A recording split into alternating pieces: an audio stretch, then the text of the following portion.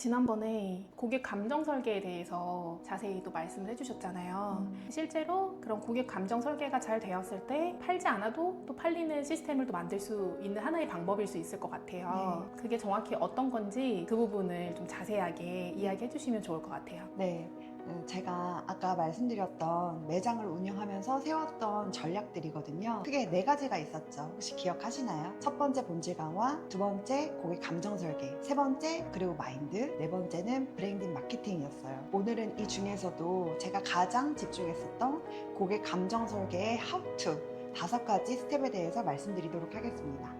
이 감정 설계는 총 5단계로 나뉘어요. 1단계 신뢰 분위기 조성, 2단계 초기 대화 스킬, 3단계 비언어적 납품 형성, 그리고 4단계 고객 중심 리액션 훈련, 5단계는 피드백과 연결하는 애프터 카운슬링이에요. 네, 그러면 감정 설계 1단계 첫 번째였던 신뢰 분위기 조성이에요. 고객님이 우리 매장에 처음 들어오는 순간 그 첫인상이 제일 중요하거든요. 첫인상은 3초 안에 결정된다고 해요. 그래서 청결감, 정돈감, 단정한 면목 이런 것들을 기본으로 갖추고 있어야 합니다. 특히나 저희 매장은 프라이빗하고 좀 고급스럽고 또 편안함을 지향하는 공간이기 때문에 그 분위기를 시각적으로도 느낄 수 있게 좀 환경을 조성하고 있어요. 그리고 두 번째, 초기 대화 스킬인데 고객이 도착하자마자 따뜻한 미소랑 그리고 정중한 목소리로 인사를 건네죠. 그러면서 긴장을 살짝 풀어드릴 수 있게 하는 거예요. 실제로 한번 해볼게요. 고객님이 예를 들어서 문을 열고 왔다 싶으면은 제가 이제 가서 맞이를 하겠죠. 안녕하세요. 실내화 갈아 신고 안쪽으로 들어오시면 안내 도와드릴게요. 이런 식으로 미소를 띠고 정중한 목소리로 인사를 건네야 합니다. 이렇게 사소한 말 한마디가 고객의 마음에는 안정감을 심어주는 장치가 되거든요. 그래서 자리 안내를 마치고 이제 간단하게 아이스 브레이크를 하시면 돼요. 아이스 브레이크는 고객님의 긴장을 깨는 용도로 하는 거예요. 그래서 되게 그냥 가벼운 말이면 돼요. 오늘 처음 방문하셨는데 오시는 길 어렵진 않으셨어요? 오늘 밖에 날씨가 되게 좋죠. 이런 식으로 부드러운 시선이나 음성, 그리고 미소를 띤 표정, 편안한 환경 이런 안에서 고객의 긴장을 풀어주시면 좋아요. 궁금한 게 있는데요. 네. 그 오글거리다고 생각하시는 분들이 네. 그 얘기를 못 하시거든요. 어... 그래서 고객님한테 너무 인위적인 서비스이게 느낄까봐 네. 좀 자연스럽게 할 수 있는 방법이 있을까요? 일단 인위적이다라는 건 사실 내 생각이거든요. 고객은 그런 생각을 전혀 안 해요. 그리고 고객은 그런 응대를 원하고 있어요. 그래서 그거는 내 생각이니까 그런 생각을 버리셔야 되고, 그리고 훈련을 또 하셔야 되거든요. 사실 그 로봇처럼 하시는 분들이 있어요. 연습을 해도 로봇처럼 하시는 분들은 왜 그러냐면 감정이 안 들어가서 그래요. 감정이란 뭐예요? 진심, 그리고 진정성. 고객님이 진짜로 먼 걸음을 해줘서 우리 매장에 왔잖아요. 얼마나 잘해주고 싶어요? 얼마나 감사해요? 저는 진짜 그 진정성 하나로 이걸 하는 거거든요. 근데 이럴 때가 있어요. 예를 들어서 과한 칭찬 같은 게 있죠.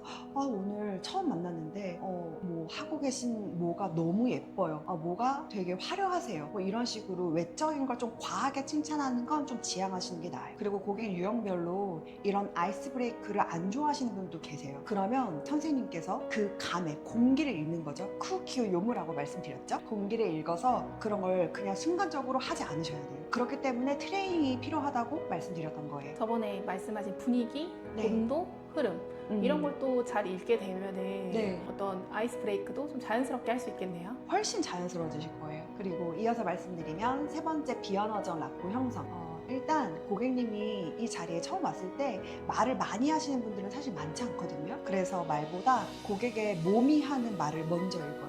몸의 언어라고 생각해 주시면 돼요. 예를 들어서 다양한 그 시그널이 있죠. 손이 막 좀 긴장되어 보인다던가, 눈동자가 조금 흔들린다던가, 아니면 어깨가 되게 굳어 있다던가, 이렇게 긴장감을 나타내는 시그널들이거든요. 그런 분위기를 느끼고 내가 그 리듬에 좀 맞추는 거예요. 이것도 마찬가지로 공기를 읽는 부분이니까 훈련이 필요하지만 익히면 되게 강력해요. 아까 말씀드렸던 그 감이라는 부분이죠. 그리고 또 거울신경세포라도 연결되는 부분이고요. 그래서 여러분들이 이런 감, 그리고 분위기랑 공기를 파악하는 능력을 꼭 트레이닝 하시면 좋겠습니다. 그리고 네 번째는 고객 중심으로 리액션을 이제 훈련하는 거거든요. 고객의 언어를 나의 언어로 살짝 바꿔서 얘기를 해보는 거예요. 예를 들어서 고객님께서 좀 피곤해요 라고 한다면 그러세요. 요즘에 몸이 많이 무거우시죠? 또 예를 들어서 뭐 우울하다 이렇게 한다면 그러세요. 요즘에 마음은 좀 어떠세요? 이런 식으로 감정에 이름을 붙여주는 거예요. 그리고 고객의 감정에 공감이랑 이해를 표하게 된다면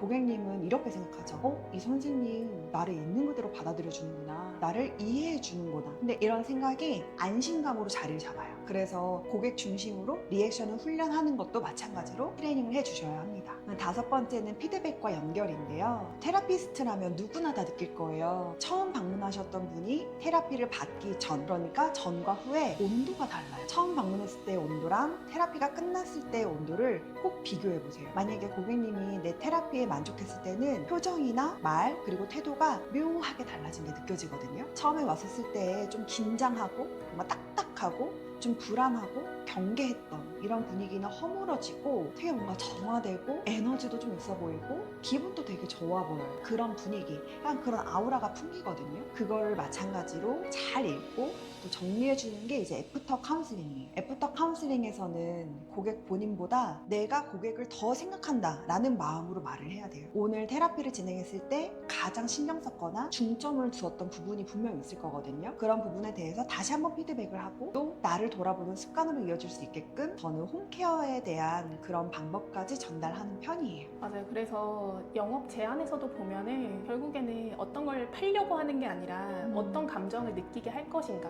이런 욕구를 잘 자극을 하는 게 맞는데 이런 5가지의 고객 감정 설계가 고객님한테 나를 위한 가치 있는 소비라는 걸 느끼게 하는 거잖아요. 맞아요. 결국에는 테라피라는 상품을 팔고 있는 거지만 이걸 너무 판다의 개념이 아니라 고객님한테 어떻게 느끼게 할 것인가, 그래서 그게 얼마나 가치 있게 잘 전달이 될 것인가 이 부분에 집중을 해야 되는데 거기에 꼭 필요한 게 고객 감정 설계인 것 같아요. 네, 정확해요. 되게 정리를 잘 해주셨어요.